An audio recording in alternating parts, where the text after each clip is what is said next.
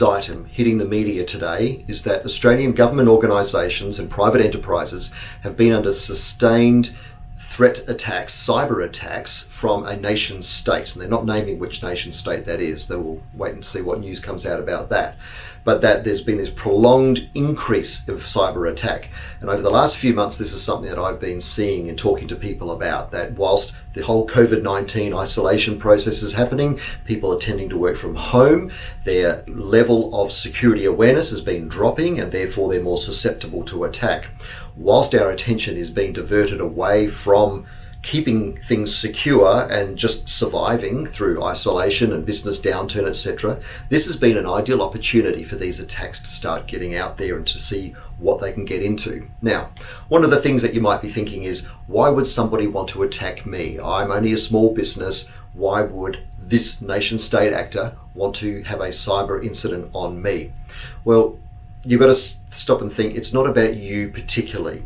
Think about you going down a road and there's a whole lot of houses and people have gone to sleep or they've gone away on holidays. What you could do is go down and you can rattle the doors and the windows and see which ones are open. And if there's one open, then the bad guys can go in there and start to make mess. So it's not that you are targeting one particular house. They're going along targeting a whole lot, seeing where they can get in. So the first piece of advice from this is any organization that has a network connected to the internet, and that's pretty much every business now, you need to have the perimeter of your organization secure. So have a firewall. Don't have a router. Routers don't really provide you with security. I've done other videos about that. You need to have a decent firewall protecting your business. That's it. That's one simple thing. The second thing is all of your systems need to be kept patched and up to date. So as software is developed and used on systems, over time, there are bugs and errors and security vulnerabilities that get identified by bounty hunters. They might be white hat hackers. That'll be another video topic about hacker types, or the software developers themselves. So Microsoft, for example, with Windows, they'll identify security vulnerabilities in their software and they'll release patches and updates to fix up those vulnerabilities. There is almost no way of having 100% protection from these things. Software is written by people. People make errors. I'm human. I make errors all the time. And so what we've got to do is try and remediate those particular errors. So patching your systems is number 2. Number 3 is you've got to protect your identity, and that is your credentials, your login name, and your password. And the best way to do that, well, there's actually quite a number of ways of doing that, but I'm going to say the easiest way is to use multi-factor authentication, which is you need to have some sort of a token or device that when you go to log in, you get a prompt to say, is this really you trying to log in? And then you go, yes, it is. The reason why that's so effective is if somebody steals your credentials, your username and your password, they can go and try and log into a system remotely. You would have no idea that it's happening unless you have multi-factor authentication. Credentials leakage happens all the time, every single day. One of the things about the dark web, if you've heard of that, and we'll do some more video series on that, but it's not all about contract killers or drugs or illegal materials. It's very much about buying credentials of people where they've been leaked from other organizations. And so Facebook, Twitter, Instagram, Xero, TripAdvisor, it's a whole lot of organizations have had credential leakage going out, and that ends up on the dark web, and it's very cheap to buy and get and use.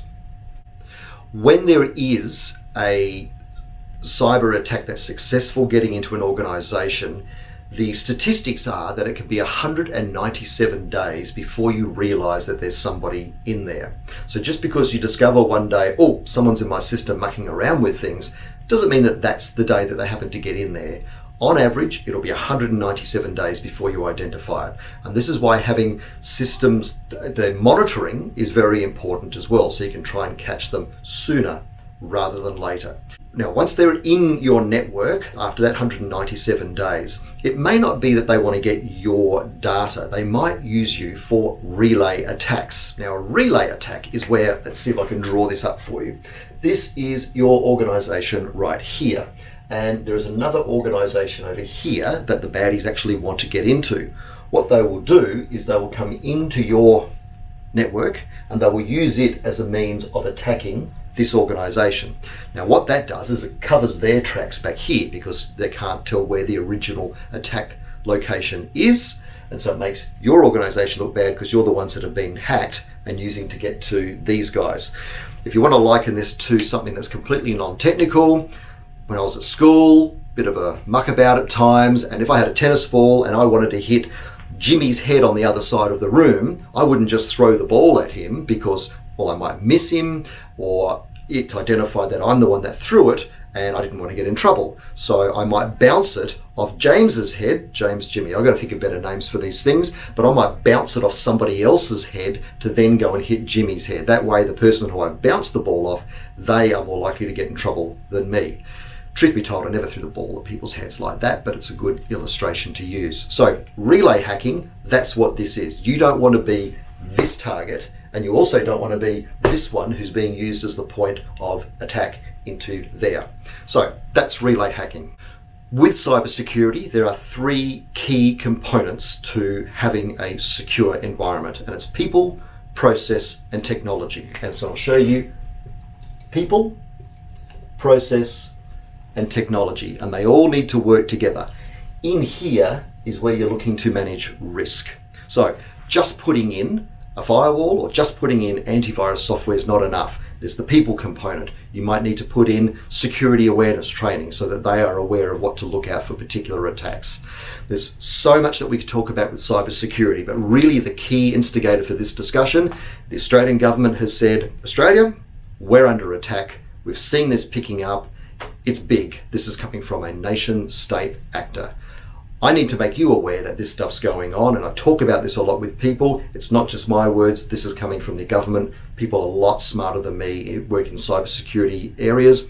If you want some help in getting more secure, protecting the perimeter of the organization, protecting people's identities, and making sure that your systems are up to date and have the best chance of survival, get in touch. It doesn't have to be too difficult, and it's not like you've got to drop one great big weight onto the organization to get it secure. There are often very simple, small things that you can do to increase your security posture markedly, and it's a journey. Another video we could do at some point is that cybersecurity is like karate. You don't just get your black belt and done. You continue to go. It's an evolving process. So the message here, don't panic. Panic is the worst thing that you can do. Be aware, make intelligent steps forward. If you're not sure what to do, reach out, let us help you out through that. All the best.